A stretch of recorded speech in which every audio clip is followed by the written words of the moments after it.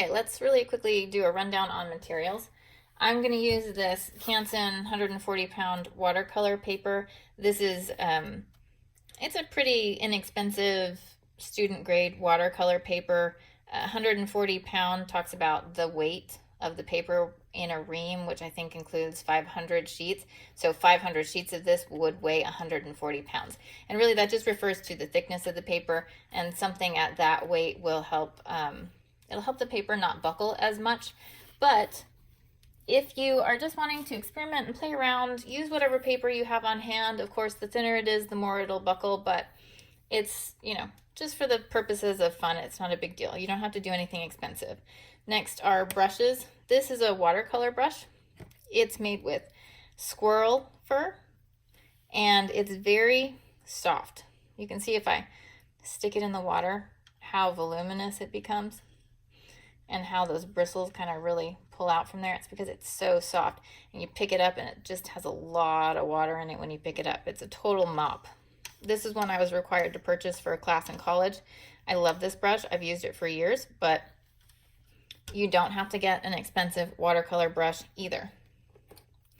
This is an inexpensive, middle of the road, meant for basically every kind of media brush. So you can see how the bristles have a little more spring. It's because it's meant to push around acrylic and oil paint, as well as be able to pick up water and hold some pigment for watercolors. Versus this brush, those, see, they don't have quite so much spring to them because they're much, much softer bristles. They're really meant for holding a lot of water, not pushing paint around. So you can use whatever brush you have on hand as well, just a couple different brushes that you can use. I tend to like to have a slightly bigger one and a little smaller one for some detail things. And then I'm going to use these inexpensive Crayola watercolor paints. I've had these around for years. I think a lot of people have these in their house, and they're so cheap to pick up at Walmart. So, and I've used them for a lot of projects myself. And then we don't want to forget the water. I have 2 cups of water, one for rinsing. So if I have my brush loaded up with paint and I want to rinse it off, I can stick it in here and see how the water starts to get dirty. And then if I want to pick up paint on my palette again and use a different color, if I go back to here after several rinses and it keeps getting dirtier and dirtier, I'm going to muddy my colors. So if I have 1 cup for rinsing and 1 cup for picking up for pigments, I can keep grabbing more pigments, rinse over here, and then pick up here, and the water still stays nice and clean. So 2 cups is really handy when you're doing any kind of watercolor technique. I'm also going to use a little dish of salt for one of our textures, a cup of rubbing alcohol for another texture, a white crayon, and then I have this old toothbrush. It looks dirty because it's had years of paint in it. Don't use a toothbrush that you're currently using because you don't want to end up ingesting any of the chemicals that are in the paint. So I forgot to mention my handy dandy paper towel here. It's really helpful for dabbing up extra water and too much paint off of your paintbrush, as well as occasionally just sticking your corner right in a puddle that you might have gotten on your page by accident, and then it'll absorb the excess liquid a little more carefully. So I've gone ahead and taped my paper down on the edges. This helps to reduce a certain amount of buckling in the paper when I get it wet. And of course, as discussed previously, the different types of paper will have different effects with the water, but taping your paper down helps to reduce some of that. And then I've got tape right here dividing all of the different little techniques that we're going to talk about, so I have nice clean borders in between each technique. You don't have to do that if you don't want to. I'm just doing it for my purposes to help keep everything a little separate and clear. I also like to use washi tape because it doesn't stick as harshly to the paper as other types of tape. So when you peel it up, it's not as likely to tear. So we're going to just talk about a couple of really basic techniques in watercolor first, and then we're going to get to what I personally think is the most fun stuff. It's the textures. I love to play with the textures in watercolor because it really helps give everything a more organic and loose kind of feel to my artwork, and sometimes I think my drawings get a little too tight. So having watercolor really helps counteract that for me, I think. So let's talk about what you do with your paint. Lots of water on your brush. You can see it's really loaded up. Then take it into your palette and start rubbing into that dry paint. You can brush it off on the side here, grab a little more water if you want. Keep adding and get yourself a nice little puddle in that paint. That way you don't have to constantly be re-wetting your paint every time you want to load your brush up a little bit more. I'm going to get some blue paint here. Wet on dry is just wet paint on a dry paper surface.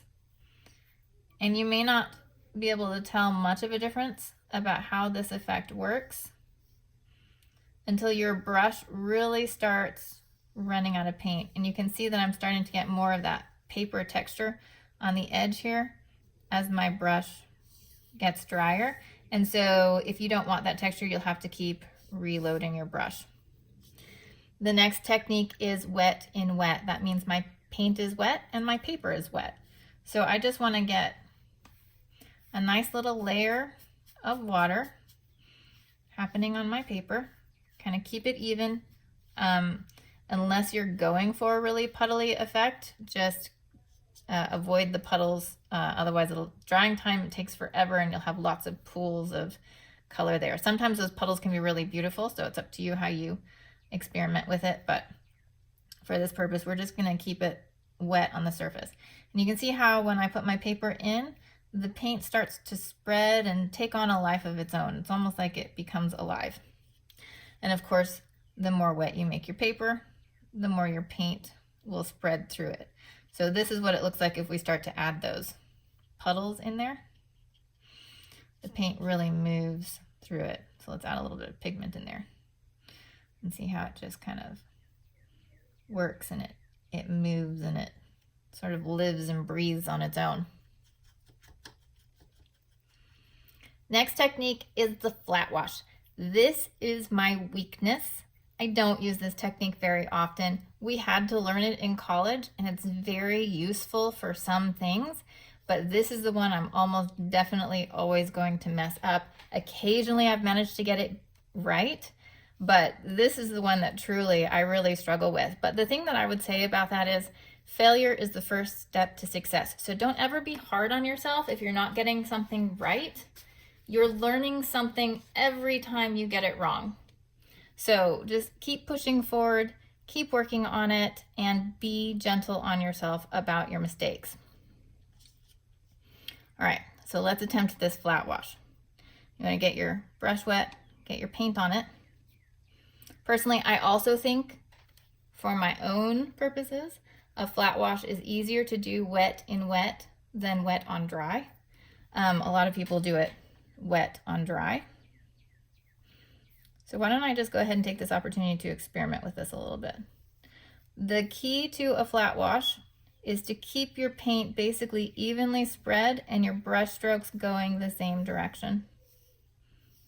So this here is a little wet on dry flat wash.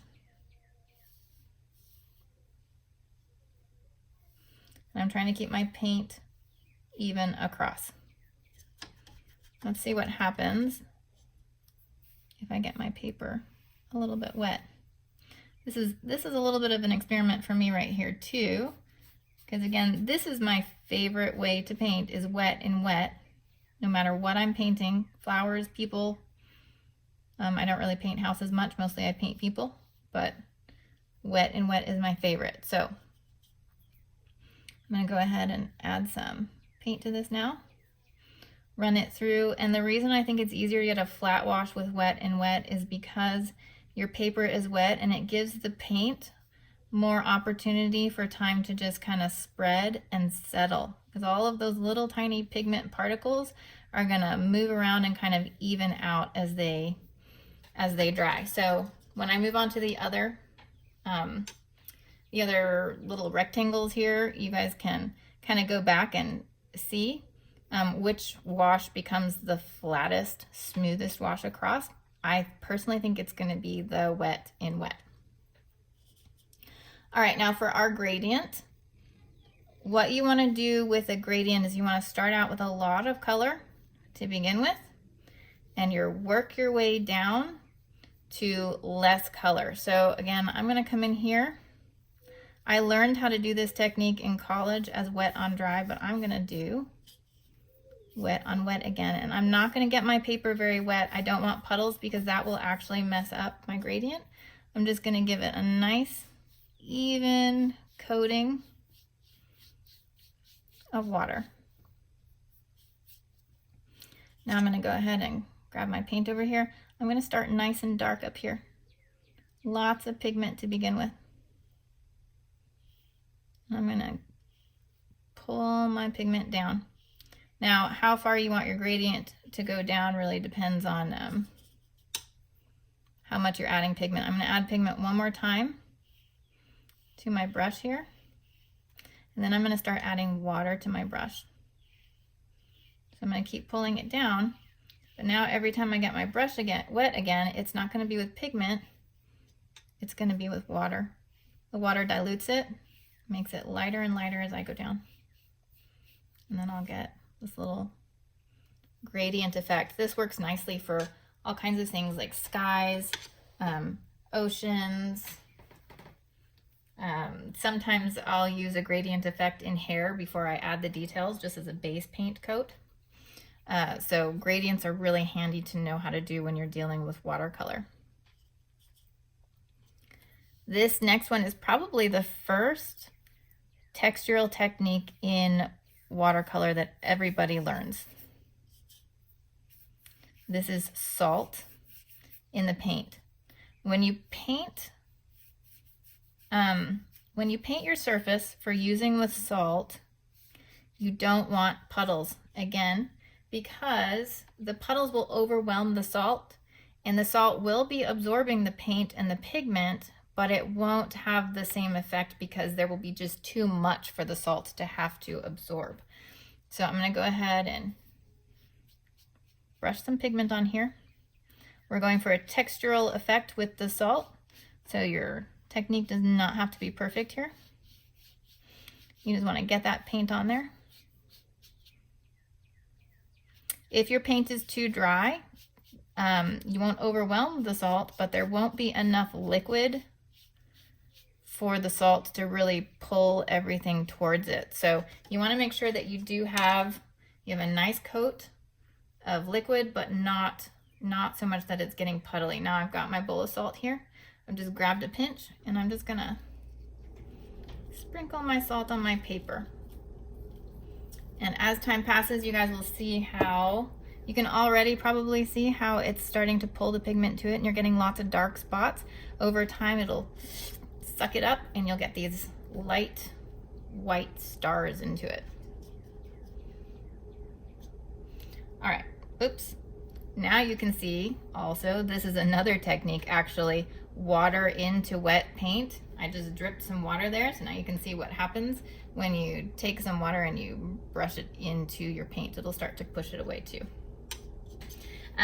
The thing with this though, is that oftentimes the pigment, depending on how much you get in there, will start to get even. That sounded like it was getting revenge. The pigment does not get revenge, but it does kind of work itself into kind of an even feel eventually over time. I keep dripping, so I need to watch out for that. I'm being sloppy. All right, now this one is alcohol. I learned this one in college, and I thought this one is just fun, kind of what the alcohol does to the pigment. So again, because I like to work wet and wet, I'm just putting a little coat of water down. I'm gonna grab my paint now. And I'm putting a coat of paint on here. This is fairly wet. It's not puddly again, but it is fairly wet because the techniques all work better if your paper is wet. Once it starts to dry, the only thing that's really going to affect the paint again is more water. Now I've put a little bit of rubbing alcohol in this cup. Don't mistake it for water. Be careful about that whenever you're painting. I don't recommend ever having drinks when you're painting because it's too easy to actually accidentally grab your paint. So you can put the alcohol on here, you can dab it on, you can brush it on, but it has this unique, interesting feel. You can kind of sprinkle it on, and it has a similar effect as putting water on it, but you notice how it kind of maintains its shape a little more perfectly versus the water over here, how it sort of spreads and branches out. So your end result between the two will end up looking quite a bit different. So I think alcohol does a lot of fun textural effects for water, or using in trees to get texture that way, or I don't know, use it in whatever way you want. You just play with it, experiment with it, see what it looks like in different situations. And then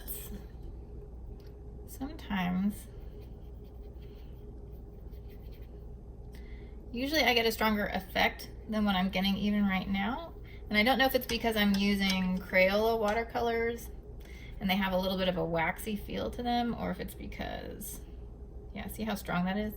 I had some pretty minimal amounts of pigment happening, but when I have a lot of pigment, the effect is even more dramatic. And see how strong that becomes when I start to pull the alcohol through a lot more pigment. The next technique, typically people use saran wrap for this, but don't let all my plastic cups fool you. I've been trying to reduce the amount of plastic in my house. So I've actually had these plastic cups around for a very long time. I just keep reusing them because they're handy. But I don't have saran wrap. I did grab this from the big bin things at Sprouts, and I cut it off of one of the, I think it's tapioca. I don't even remember what I used it for, but I cut it off of that for this purpose. But saran wrap is the most common thing that people use for this technique. So again, paint your little section for this. And go back to my paint. One of the things I love about wet and wet too is just to see how it kind of flows through with the different dark and light of everything. Okay, so I'm gonna add a little more pigment for this in different places. Actually, I'm gonna spread this on kind of even so you can really get a good idea of what the plastic does. Now I've got my pigment on here. I'm gonna get it kind of crumbly. This is one of the reasons why saran wrap is so nice for this particular technique.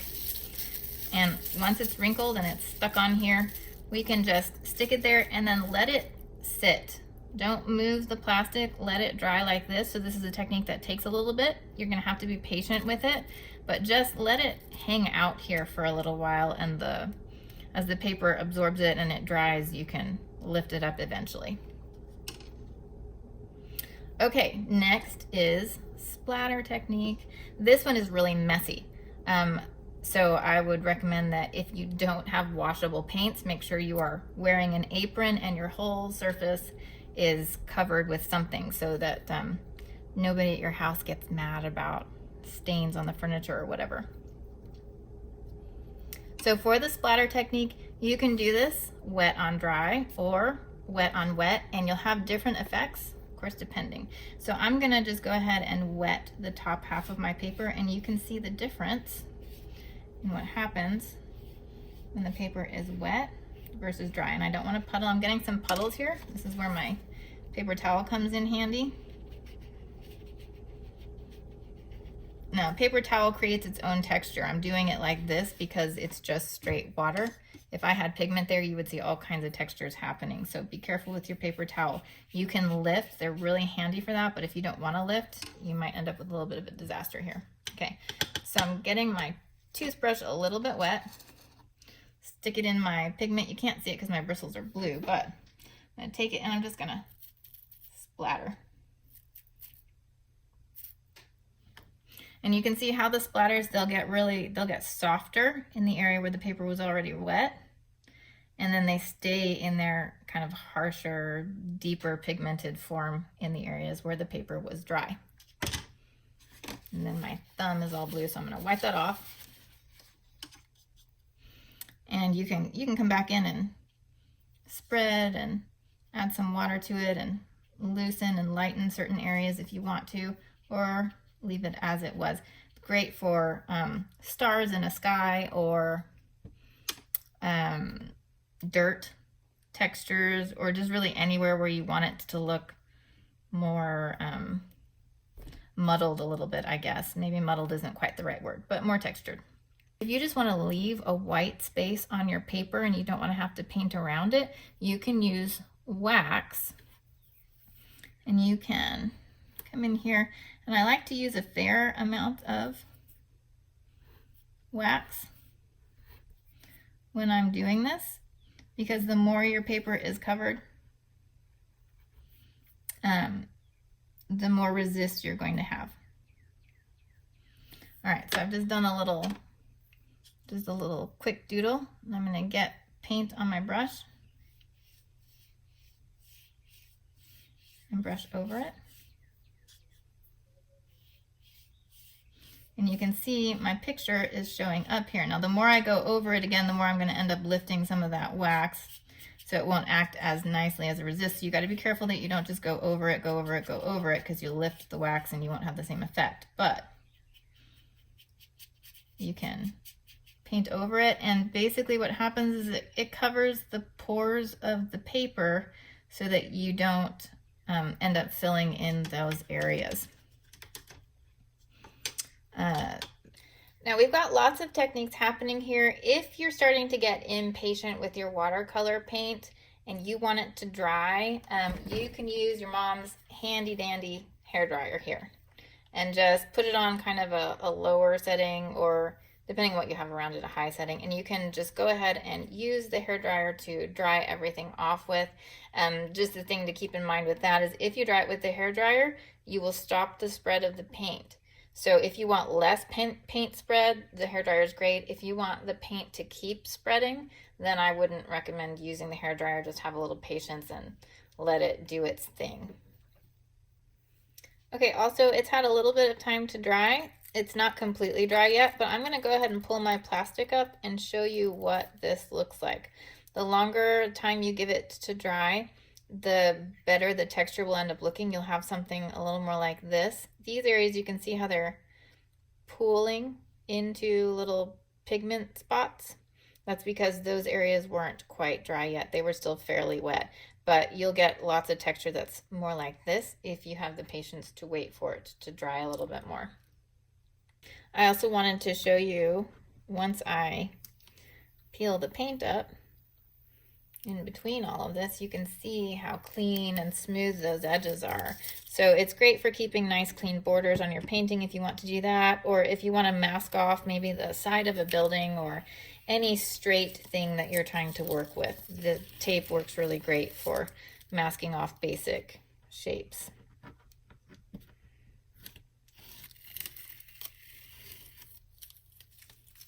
Oh, one more thing. Notice over here I did the wet on dry and the wet in wet, and I definitely, in this very challenging flat wash that I struggle with quite a bit, definitely got a better effect in the wet on wet side than I did on the wet on dry.